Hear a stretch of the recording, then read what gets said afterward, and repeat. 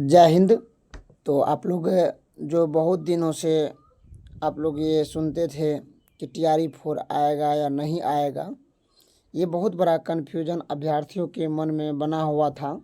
तो वो कन्फ्यूजन अब जो है पूरी तरह से दूर होने वाले हैं, क्योंकि खास करके हमारे बहुत सारे अभ्यर्थी जो TRE 4.0 का जो है वेट कर रहे थे, जो काफ़ी दिनों से लंबे समय से बोलता आ रहा है कि आज कल परसों।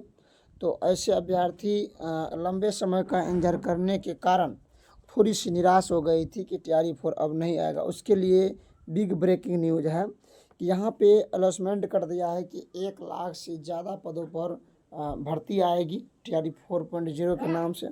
साथ ही मुख्य सचिव का आदेश है और TRE 4.0 नहीं आने का कन्फ्यूज़न दूर हो गया होगा आप लोग को, और नहीं हुआ है तो अभी हम आपको बताएंगे। तो आप लोग अगर यदि क्योंकि अगर यदि आप लोग इस चैनल पर पहली बार है नए हैं तो चैनल को सब्सक्राइब कर ले और लाइक भी बटन दबा दे, ताकि इस प्रकार की आप तक अपडेट जाता रहेगा। तो चलिए बने रहे वीडियो के अंत तक। जो आज ये देखिए, ये भी पेपर कटिंग है और ये पेपर कटिंग के माध्यम से आप लोग, ये कोई जो पेपर कटिंग है ऐसा नहीं है कि दैनिक भास्कर है, और ये जो पेपर कटिंग है पूरा सुदृढ़ एवं पूरी तरह से जो है सही है, फर्जी नहीं है। क्या कह रहा है, बिहार सरकार ने नई नियुक्तियों के लिए विभिन्न विभागों से मांगा प्रस्ताव। तैयारी, राज्य में 2 लाख पदों पर शीघ्र बहाली होगी। तो आपको 2 लाख पद का है तो हम 1 लाख क्यों लिखे हैं, खास करके हम TRE के लिए लिखे हैं।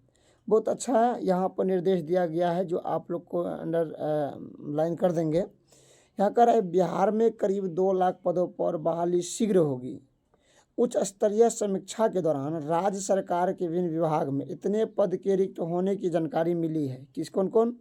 अब इन पदों को जल्द भरने के लिए प्रस्ताव मांगा गया। इनमें 19,836 सिपाही समेत पुलिस कर्मियों के करीब 36,000 पद हैं। मतलब यहाँ पर जो है 19,836 सिपाही के बाद पुलिस कर्मियों के लगभग 36,000 पद। वही चौथे चरण के तहत यहाँ पर देख सकते हैं, जिसका इंतजार था, यहाँ पर जिसका इंतजार था वो यहाँ पे बता दिया है। चौथे चरण के तहत,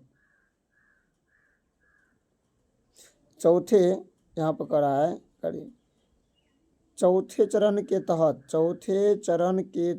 यहाँ पर ध्यान देख लीजिए, शिक्षकों के करीब 1 लाख एवं विभिन्न विभागों के अन्य पद शामिल हैं। मुख्य सचिव के स्तर पर यहाँ पर हर एक सोमवार को रिक्त पदों पर नियुक्ति की विभागवार समीक्षा की जा रही है कि किस विभाग में कितना सीट खाली है। इसमें मुख्य सचिव अमृतलाल मीणा, जो आप जानते हैं कि उस दिन भी मिलाया गया था, जो आप 2 जुलाई को जो आंदोलन हुई थी, उस आंदोलन में जो 5 आदमियों को बुलाया गया था पटना में। तो हमारे सरकार के बाद जो मुख्य सचिव हुआ करता है जो बिहार सरकार का, यह इसी से मिलाया गया था। मुख्य सचिव यहाँ पे अमृतलाल मीणा यही है, ने सभी विभागों को कहा है कि वे बहाली प्रक्रिया जो है तेजी लाए। क्यों? क्योंकि आगे ये डायरेक्शन नहीं दिया गया कि इलेक्शन है, लेकिन उसका कहने का मतलब ये है कि आगे इलेक्शन है।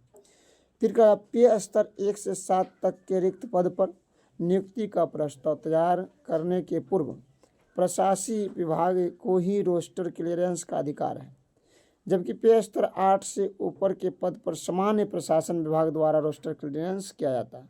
सूत्र के अनुसार बिहार में 1 अप्रैल 2020 से अब तक 9.73 अर्थात 9,73,000 पदों पर बहाली हुई है 2000 कब करा 20 के बाद। तो अब देखना है कि ये किसके बात कर रहे हैं।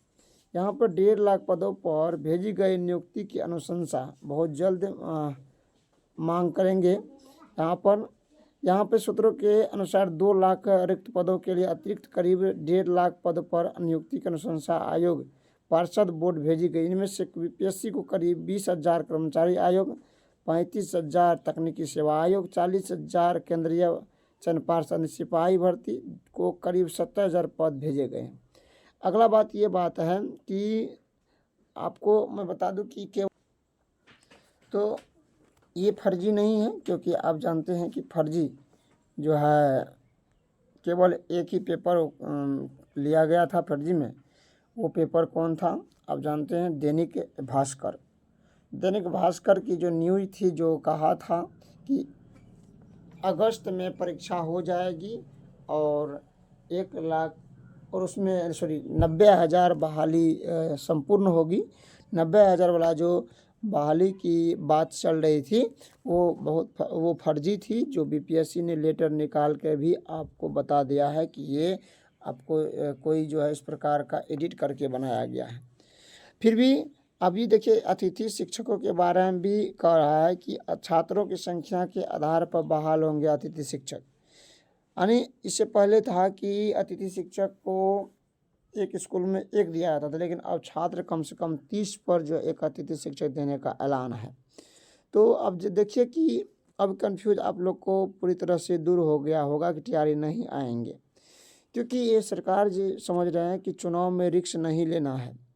क्योंकि जानते हैं कि कोई भी अपना मंशा को साफ करने के लिए पहले पीछा किया कितना किया उसको नहीं देखता है। अगर चुनाव में ये बहाली नहीं देती है तो इसके पक्षधार विपक्षी पार्टी विरोध करेंगे, और सरकार अच्छी तरह से जानते हैं कि हम किस प्रकार से आदमियों को खुश करेंगे। तो अब कह रहा है कि तैयारी में लग जाने की बात है। तो अब जो है कन्फ्यूज दूर हो गया होगा कि बहाली टीआरई 4 आएगा कि नहीं।